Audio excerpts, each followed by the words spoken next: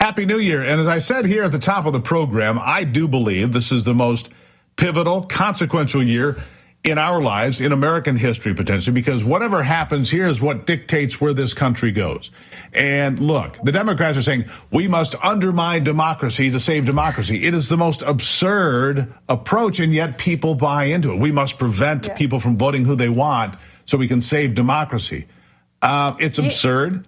Is it going to the Supreme Court? I assume that it will. What are your thoughts on the legal process? Yeah, it is absurd. Thankfully, their arguments have become so hypocritical and so blatantly un-American, undemocratic, and just weird, quite frankly, that I think a lot of Americans are starting to go, wait a second, something's not right here.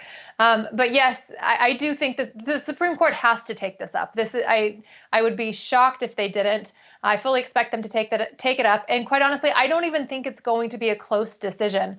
I don't think it's going to be 5-4. I don't even think it's going to be 6-3. I would not be surprised if it was a unanimous decision, maybe 8-1, 7-2.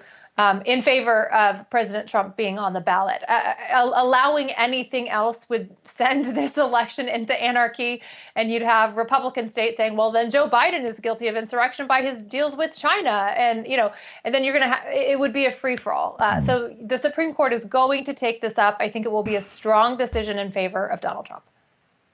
I think it's an easy argument to say that Joe Biden has violated his oath of the office of presidency by not defending the southern border, but I digress a wee bit.